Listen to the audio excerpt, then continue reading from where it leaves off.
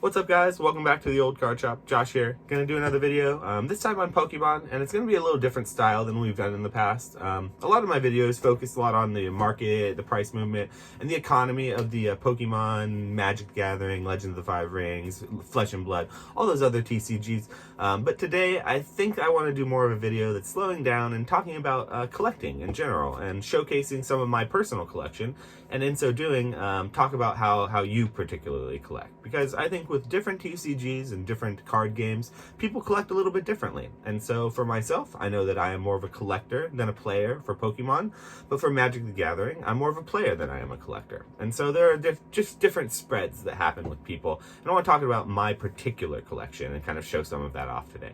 So let's go ahead and switch angles, go to the top-down view, and I'll go ahead and start showcasing some of my binders that I have, and maybe some old cool nostalgic stuff that I dug out of my storage that I think is really unique and I actually haven't ever seen online before. So I'd really like to show some of this off. So thanks for coming by. Let's go ahead and switch back to the top-down angle, and we'll see you in just a moment here.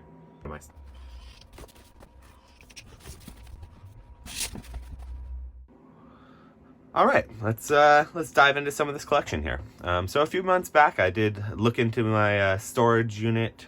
My parents were digging through some of their old stuff and cleaning out the storage, and so I'd used it as an opportunity to look for some of my old collection pieces.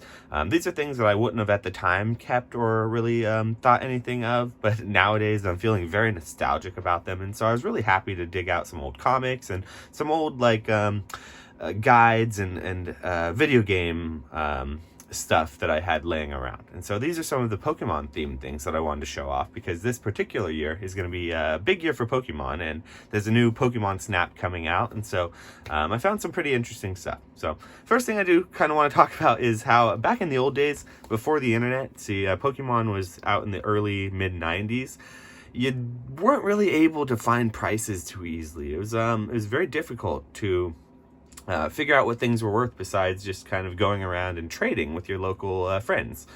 And so Beckett and other grading, this one is Checker Bee Publishing, but other collectors outlets would publish these different magazines and different books, and in the books they would show pictures of all the cards, they'd list them all, they'd show the different sets, and they'd give sort of first some of the first price evaluations that you see. So they even would show Japanese cards, because back in those days, most of us who were collecting, we only had English or access to English, and if we did get anything Japanese, we didn't know anything about value. I think everyone, just because it was rare, assumed that Japanese was worth more back then, and it was an interesting assumption to go to. But these little booklets were invaluable in finding out the prices for some of your cards if you were looking to trade and not get ripped off.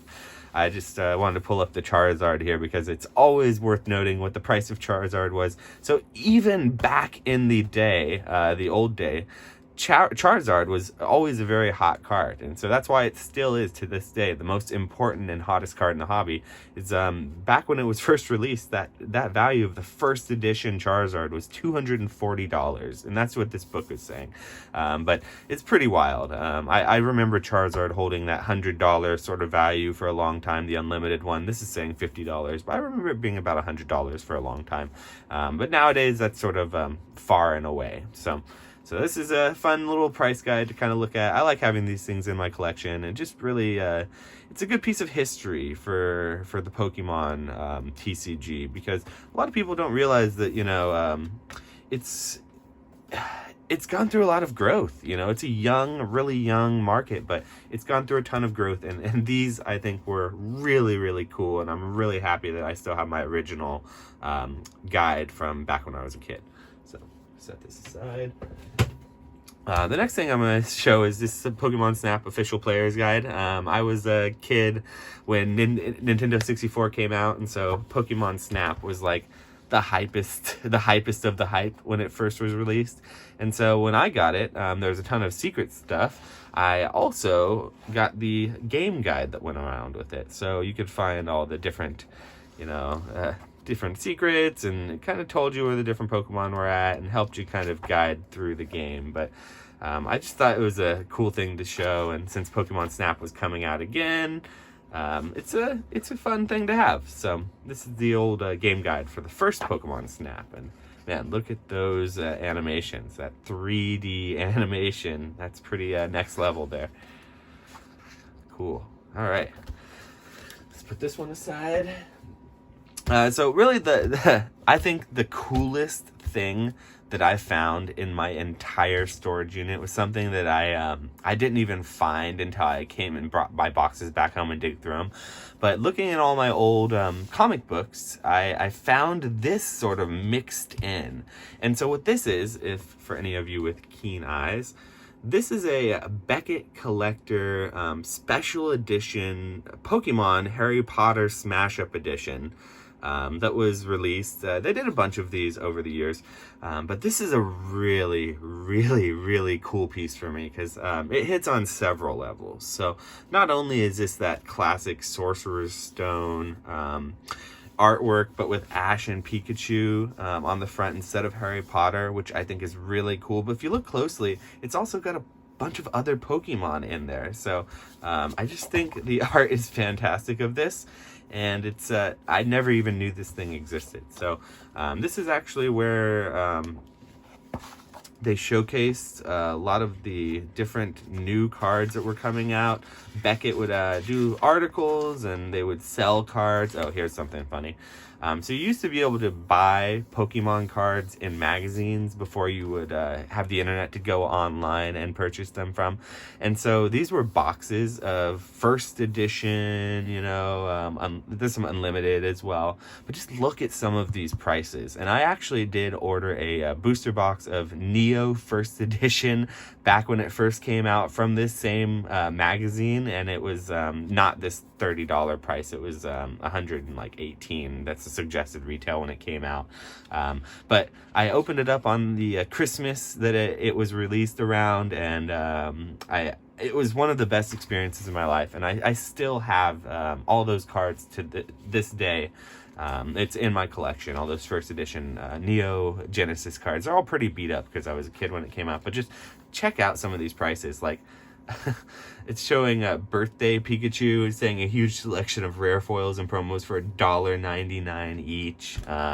Saying prices for $29.95. Booster box, unlimited booster pack 99 cents. I mean, these are just the prices of this time period. And so pretty wild to see this, but I just think that this magazine is just loaded with goodies. So I'm just going to quickly flip through it, showcase a little bit more. If you've ever seen the Southern Islands collection set, this is sort of a little insert they put into the magazine that showcased the whole set. I do collect this set, and I'm just about finished putting it together.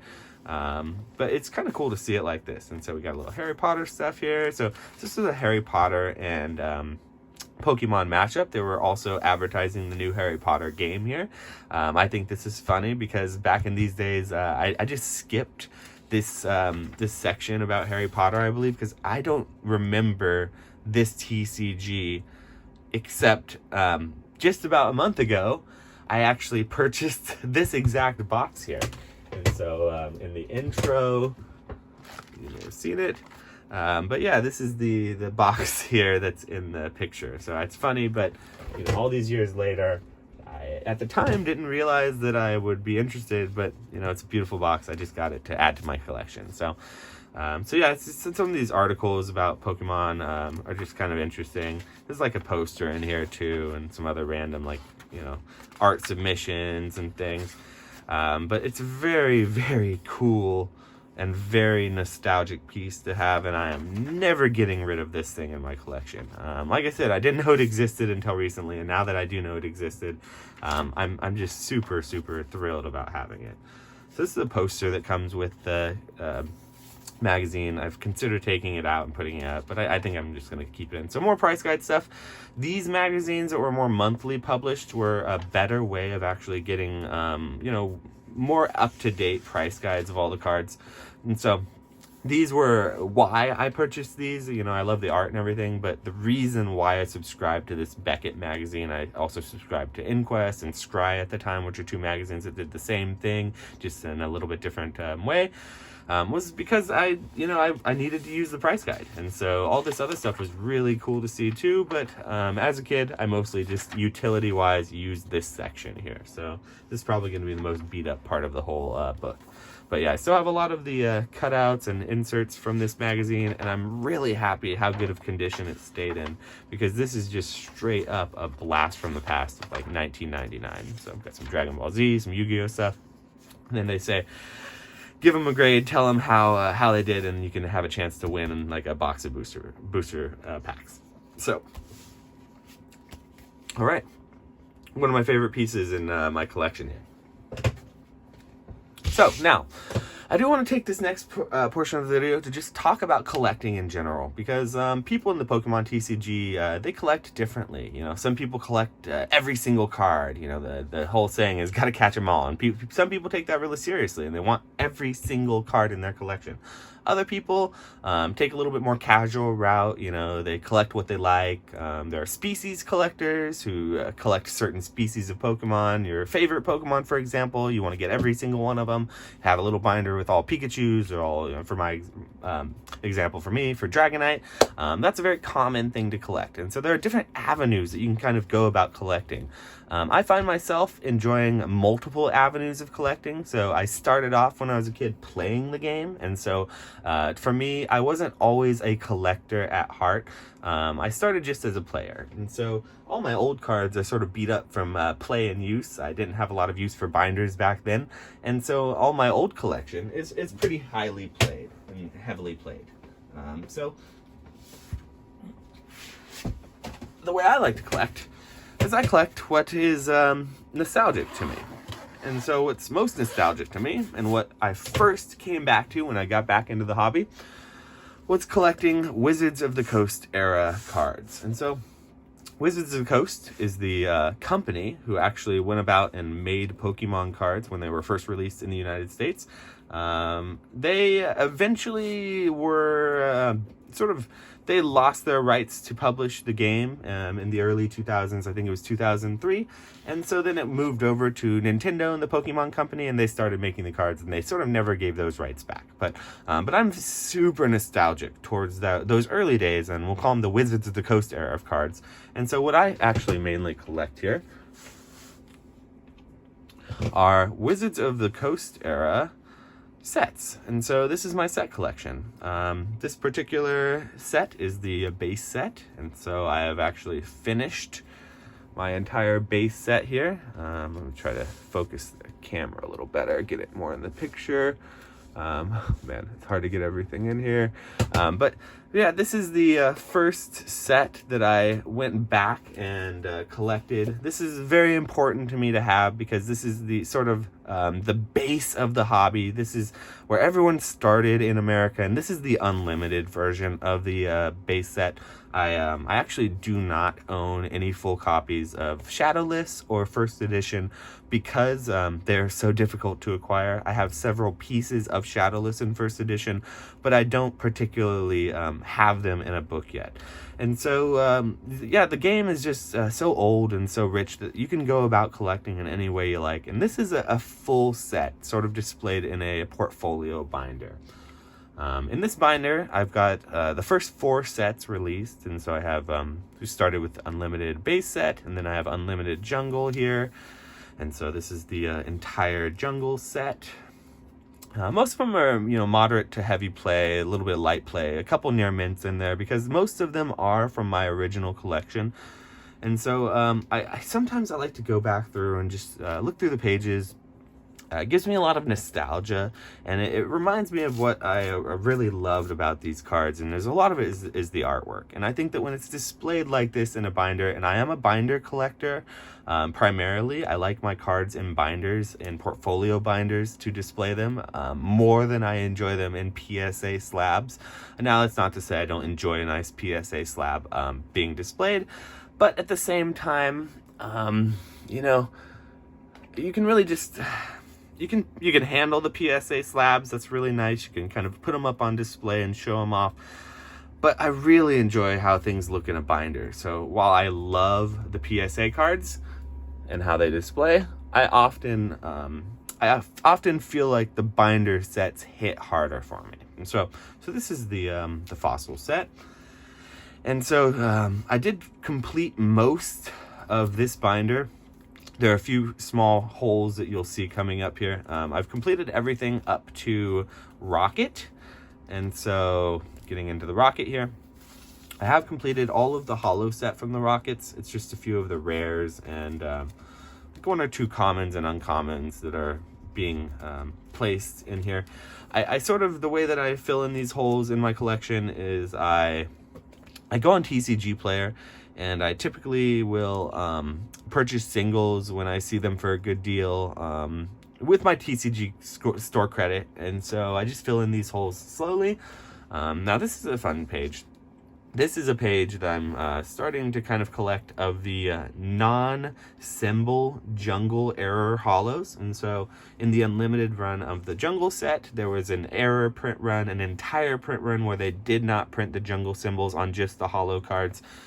And so I'm collecting the whole set of them. I'm almost done with it. I'm just missing a few of the cards here, but yeah, I just think it's interesting to kind of go through people's collections and showcase how they like to collect, because I think everyone collects a little bit differently, and it's definitely worth mentioning that, there's no wrong way to collect. And so this is one of my set collections, and this is one of the very popular things to do, is collect full sets of old Wizards of the Coast era cards. And so this is the first one that we're going to look through.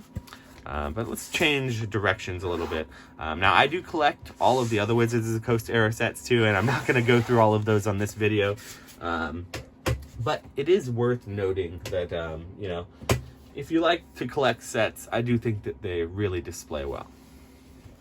And so we talked a little bit about Wizards of the Coast era stuff. Let's talk now about this more modern era stuff. So I am a old Wizards of the Coast collector, but I also love modern cards, just like the rest of the world. Modern is caught on fire for good reason. I think the cards are really fun to rip and open up and kind of place in binders. And so my philosophy for collecting modern is not to collect everything. And so I cannot collect master sets of every single card that's released, because for me it's just not feasible. And the storage is just ridiculous at that point too. So instead, what I typically do is I pick sets that I really enjoy, and then I'll collect maybe a master set of that set. But usually what I really like to do is pick sets that have shiny or subsets to them. For example, Hidden Fates, Shining Legends, Generations, Champion's Path is one that's, has a smaller subset, but the secret rares are really nice in Champion's Path. And so I do collect those more limited produced sets. And so this one right here is a binder full of my favorite modern set, which isn't one of those limited produced sets, but it is definitely a really, really good set. And so this is a Vivid Voltage master set. I think Vivid Voltage is one of the best sets that they've released Pokemon in many years. And so this is a master set that I have going of that particular one. And so I have every card in here, all the regular non-holo and the just regular holographic versions are actually behind their reverse holo version of the cards. That's how I like to display these cards. So let's flip through the whole set here. I think it's a really great set, and I think Vivid Voltage over the long term is going to be something that people look back on fondly. Some of the sets that come out, I think, are sort of swept under the rag and forgotten, but I definitely think that being as the first set that released amazing rares, a really, really popular Pikachu-based set with a lot of chase cards that people love to go after. That's specifically that Rainbow Chonkachu. This Rayquaza is one of my favorite cards in the whole set. And a lot of great full art trainers. I do think that this is a set that hits hard for a lot of people, and it will be one that can maintain its value over the long term. So this is my complete, or near complete, it's not quite there yet, master set of Vivid Voltage. And I will note that I have the Pikachu VMAX. It's just a way for grading right now, and so that is a part of the set here, the hardest part to collect for a lot of folks, and so I was able to pull that out of a pack and get it graded. And I'm really happy to collect these things. these sets, I think the modern sets are really, really fun. I think they are printed a whole lot, and that's a concern with a lot of folks in the collecting realm. But I think that they're just good enough that if you enjoy them and they're somewhat available, more than modern or more than vintages, I do think that they're a really fun set to collect. So here's the Cosmic Eclipse full art set. This is the entire set of full art trainers. I just collect the full art trainers from that set. I didn't do anything else from Cosmic Eclipse. Also, it's just a few tag team cards. The way I put things in my binders, I sort of have sections for them. But let's see, that's all she wrote in that one. But yeah, it's just it's fun. It's really fun to collect. And the different ways that you organize your cards, I think, can really have a lot of fun in how you like to display them, and it'll help give you some long-term value as well. So this next little binder, I did want to kind of showcase the type of binders that I use. Oftentimes, I like to use binders that do not have rings in them. In the old days, you didn't have an option. Every binder had a ring in it. But these days, if I can avoid it, I try to use binders that do not have 3 rings in them, because over time, if you don't store these correctly, the rings of the binder will actually cause a little dent in the card. They call it a binder damage. And basically what happens is it just gives it a little indent right here. It's really hard to tell until you take it out of the page. And one of the ways you can kind of prevent that from happening is if you, instead of storing your binders upright on their side like this, you actually want to kind of hold them or let them hang so that the pages don't have a chance to crease, and they use gravity sort of to hang them this way. So that's one way you can protect your cards if you are worried about their long-term viability. But you definitely want to try to use cards that are portfolio binders that don't actually have rings here. I love the art of this binder too much, and it's just for extra cards. So these are old extra Wizards of the Coast era hollows and old things that I don't want to mix in with my modern stuff, and so that's what's in this binder here. My one and only shadowless hollow, Clefairy. Separated into different sets. This is kind of some of my shadowless stuff, and so this is all shadowless, commons and uncommons and things. I do have a lot of the common and uncommon set from base set shadowless, but I just don't have the rares, and so I haven't moved these over to their own portfolio binder. But these are sort of how I like to show my old stuff if I need access to it. It's really easy to kind of know where things are because I've got it all sorted out well. And I do recommend, if you collect, don't just throw all your stuff in piles. I have a lot of stuff in piles, but it's just because it hasn't been sorted yet here on the desk. I recommend you put it away and you protect it, because these cards are, really valuable nostalgically, and then also they're valuable monetarily. So you want to try to protect them as best you can. So the type of collector I am also a sort of a species collector. And so not only do I collect sets, and I just want to take a quick note. I like binders that zip because it keeps dust out of the pages. And so if you're storing your cards for a long time, you want to make sure that dust isn't getting into those pages, because that can sort of sometimes wear on the card a little bit if it gets in the pages and sticks there over time and rubs on it the wrong way. So let's see some of my species collection here. Let's make sure we're all centered here. Okay. I am a collector who likes to collect certain species of Pokemon as well, and I like how they look on a page. And so this is actually a cool page I'm working on. I want to get every single Machamp that was ever produced, or every version of this art of Machamp. And so I am missing a few here. Missing the Evolutions one just because I haven't really gone out and gotten it yet. But there's also the Trainer Deck B, I believe, Machamp, which has like a Trainer B on it, and it does not have the first edition stamp, and it has like the red border on the back of the outside. It says Trainer Deck B, I think.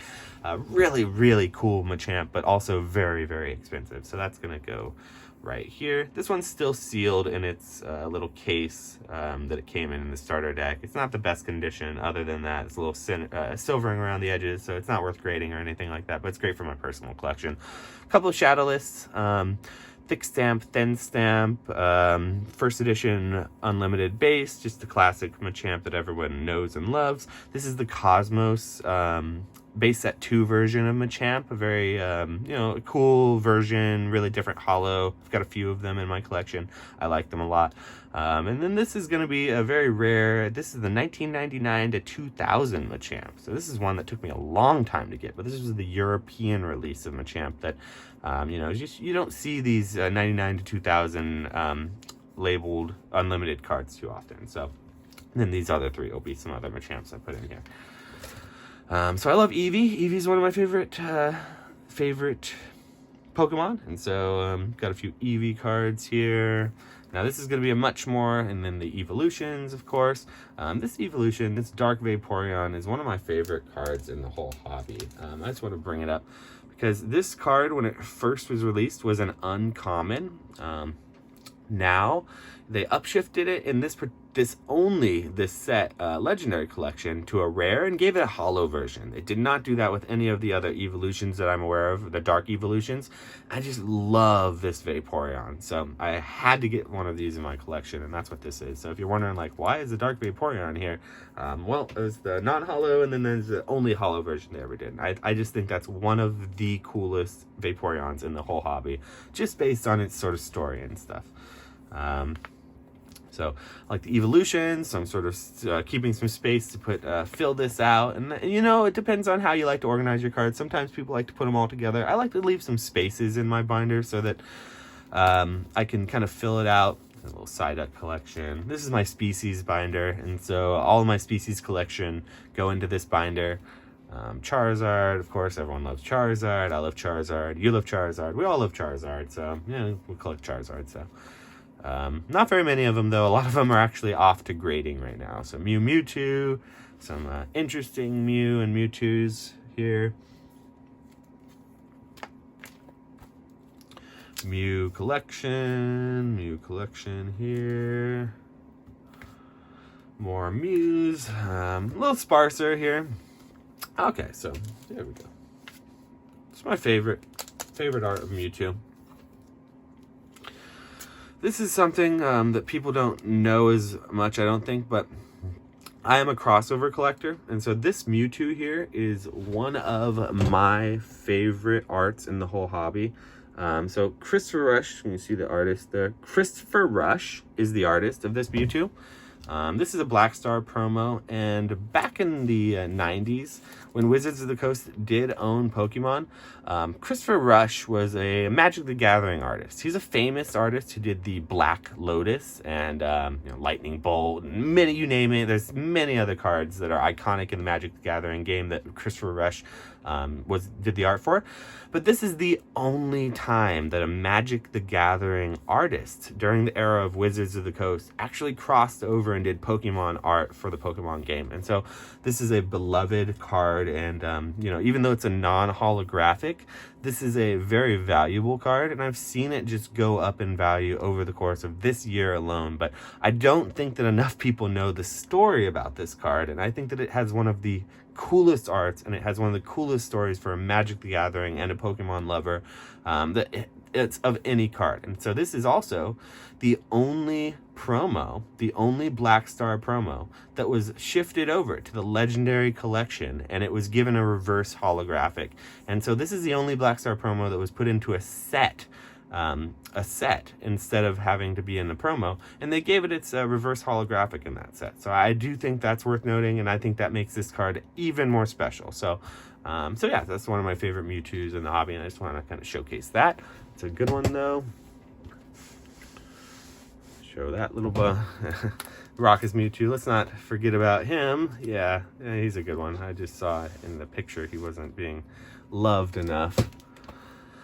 All right, so a little more Mewtwo here. Well, once again, lots of empty spaces. More Mewtwo's.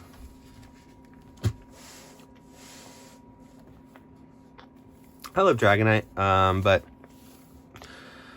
Dragonite doesn't get a lot of love. He's got a few cards, but not as many as some other Pokemon. So, he's never had a shiny. So we've got a couple Dragonites here, but not all of them. Still collecting them. Some of my Pikachu collection. Yeah, it's some fun stuff. I like these clear cards. I think these Topps cards, these clear Topps, you know, insert cards came in the movie packs. I think these are really underrated, and this is the Flying Pikachu one. But yeah, I just think they're really cool looking, and they don't get enough love, in my opinion. So Pikachu, special delivery Pikachu here, promos, you know, Pikachu's great, lots of Pikachus, everyone loves to collect Pikachu, so got those there. My prized, you know, first edition base set, red cheeks, Pikachu here, shadowless. This is from my own personal collection from when I was a kid, so I'll never get rid of this thing, but yeah, another shadowless red cheeks Pikachu. When I was younger, I actually was aware of this promo, and I remember one day one of my best friends and I spent hours and hours looking through all of our cards, just looking for the red cheeks Pikachu, and we found 2 of them, and these are the 2 that I found, and I still have them to this day. So yeah, kind of nostalgic, but yeah, I hope you guys enjoyed this video. I know it's running a little long now, so I'm going to go ahead and I think cut it there. I have a lot more to show in my collection, but I'm going to sort of do that in waves so that we don't do too long of videos here and I can keep you guys interested. But I hope you did enjoy that. Thanks for coming by. If you like this video, please drop a like and maybe consider leaving a subscribe. It really helps me out, and I hope you guys can come back again and see me again in the old card shop. So thanks again, guys. We'll see you next time, and have a good day out there. Stay safe.